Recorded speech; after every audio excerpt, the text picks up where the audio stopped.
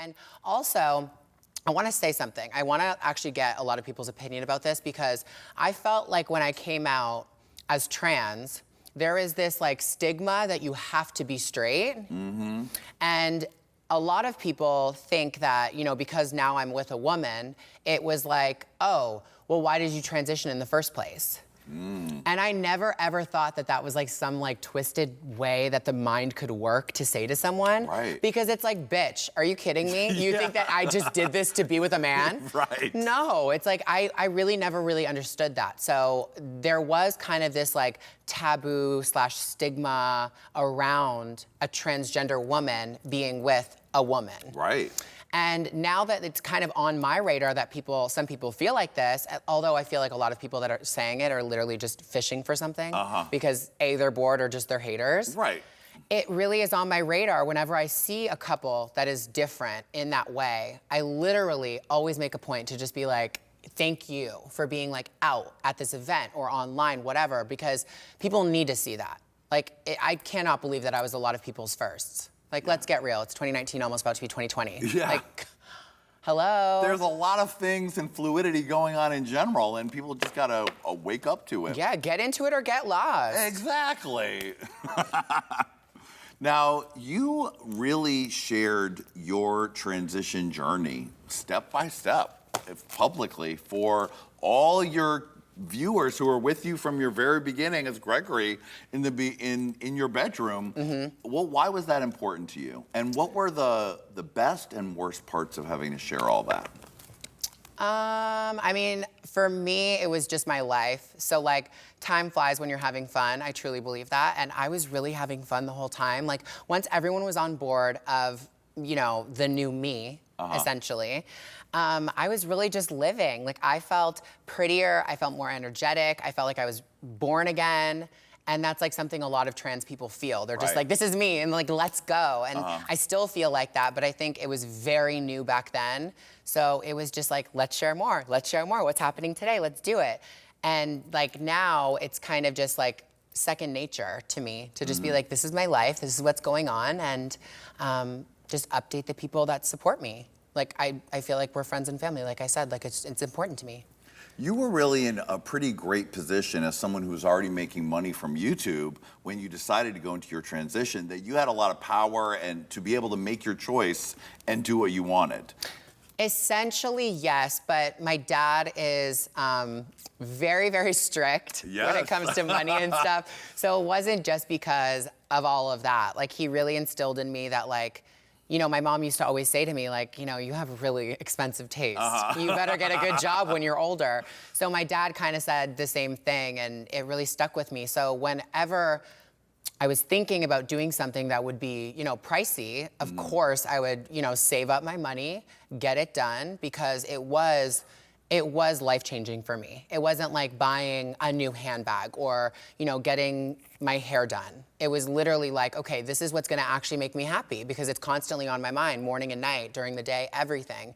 And that kind of stuff is priceless. But, you know, if you can save up and, you know, put your money where your mouth is, then get it done, girl. Well, I did enjoy the scene in your movie when you were revealing to your dad that you were about to have your facial surgeries, and you're like, I've already paid for it. Yeah, $14,000, Dad. So see ya, black, click. It was $40,000. $40,000, yes, honey. That was a moment for me, and I just assumed that he wouldn't be into it. So like, being just like immature and young, that's actually one of the things that I regret.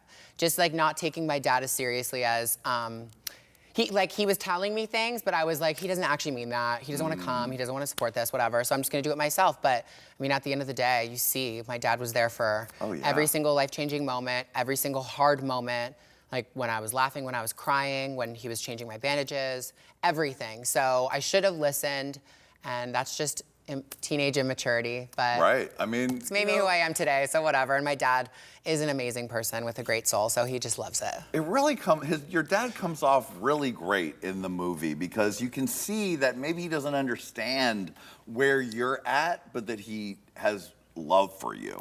He's like literally like the star of the movie, I say a lot of the time. Like, he really is, and everyone's like, oh my God, like your father. I'm like, I know. He's amazing. I wish I saw it in the movie more because it makes me look like I'm just in my own world, which I totally was. But it was like, you know, he's just very consistent, very, he's just like very rule driven, like this is what we're gonna do, the steps that we're gonna take, and I'll always be there for you. And I think that when he said that we had to transition together in the movie, it was very true. Because it's like, you know, I was obviously going through stuff, but he was going through shit too. Maybe even more than me. Mm-hmm. And I felt like at the beginning, he thought that maybe he was losing a son. Right. But at the end of the day, he's gaining that son plus a daughter. And plus like this, you know, even more happy, like, person that he helped give birth to. So it's like, why wouldn't you want that? And through the movie and through like going to these events and talking to people whenever he's literally become like this father iconic figure / advocacy role model that he never really thought that he would. And I know he loves it. Like he's like, I put in the work.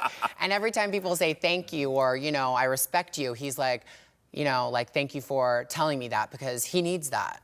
It was a lot of time that he went through not feeling good about our relationship or anything like that. But it was like, I think just this whole documentary that brought us even closer because everything was really put out there. Nothing was forgotten. Everything was recorded. That's true. How did you feel about when you first saw the first cut? Because you really you put it all out there. You put your relationships out there. We see you from a very young age to now. Yes. What's it like watching all that fly before your eyes? It was crazy. The first time I watched it was actually the first time I ever saw the cut because the director told me that she wanted it to be a surprise and all of that, and I was like, yeah, for sure. That sounds amazing. I love surprises, which I totally don't. I don't know why I agreed to that, but we were sitting in the theater with like 500 plus people for the premiere in Sundance, Utah, for the film festival. That's major. We're sitting there. I know. Also, I was like, oh my God, this is a pinch me moment, bitch. Did you have an amazing snow outfit or whatever? I mean, I know you did, Gigi. I did. Just a tiny one. It was actually made by August. Oh, perfect. And it was all Swarovskis and this big white faux fur coat. Of course. It did was you epic. come by sled with by the Huskies? Yes, all the reindeer. Santa lent them to me. Fantastic. So yeah, I was watching it and it was crazy. I mean, honestly, it ended and we had to go on stage for like this Q&A moment, and I was just like, I was literally just crying with my family, with my friends. Like, this is the last thing I want to do right now. But the second time and the third time was when I actually like was paying attention to it. Because the first time it was just too much. I bet. Watching it all, it's like, bitch, that was me. Yeah. How do you process all of that at once? You don't. I honestly, if anyone can do that, they're crazy, and I respect that, but it was just too much for me. I bet. I'm like, get me out of this dress. These Swarovski crystals they're crushing me. Let's talk about the book. He said, she said. It's like you must have been doing a lot of self-examination in the last few years. Yes. Because the documentary, I mean, you're working with an Oscar-winning producer or director on the documentary. And then the book, you really go into it all. We do it, honestly. I mean, I feel like if you are to really write shit down and get into it, I mean, why, like, hold back? So it's really, really very personal, of course. And if you're not a reader, I would recommend the audiobook. Right, that's good for everyone with a short attention span. Yes. Just read with your ears. My favorite way to read. And I try to make everything fun in the audiobook. So if you listen to it, get into it. Yeah. How long did it take to put this together? It took over a year and a half, almost 2 years. And what was the process of writing it? I mean, lots of editing, lots of revisions. The publisher is,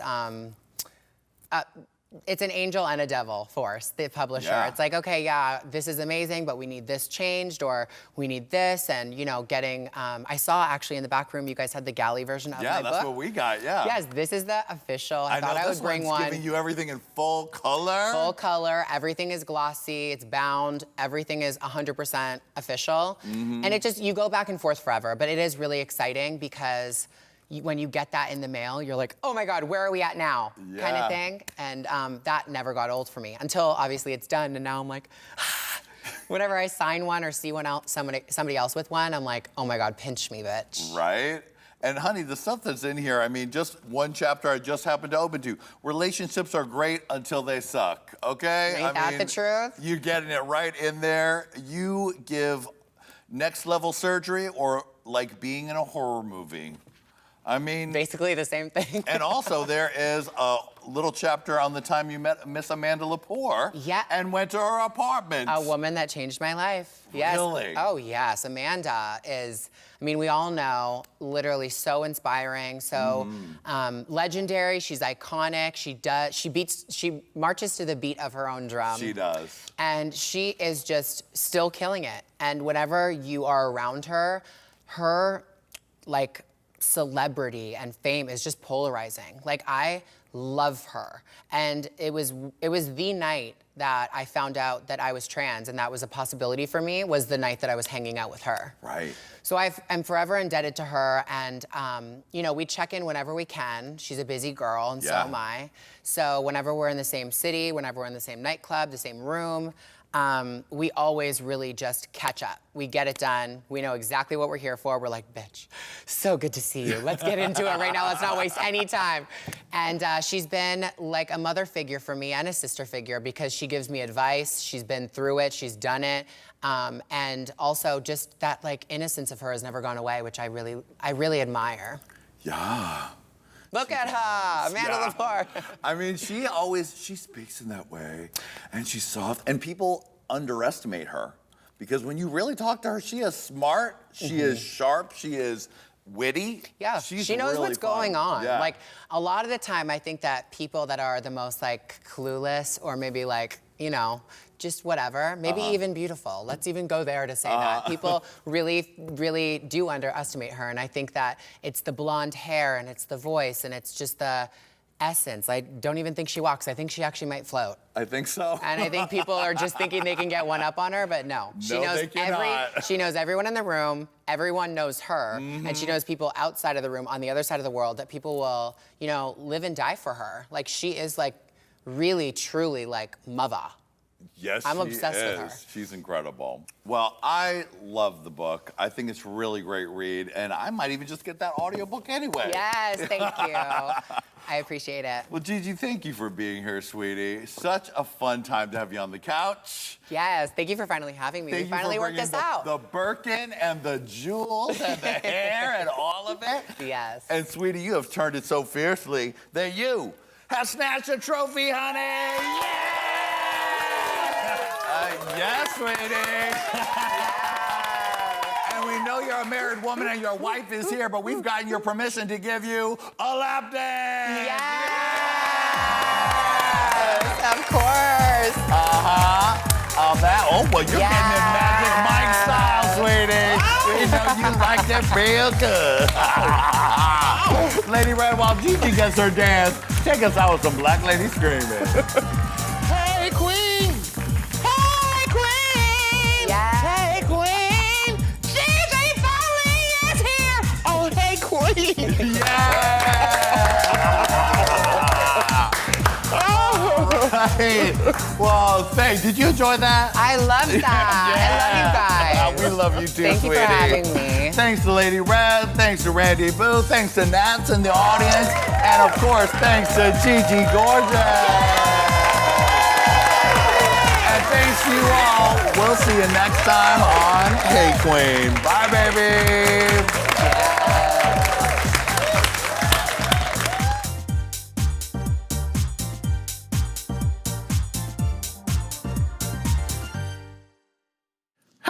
Children, click here, and subscribe. You're welcome.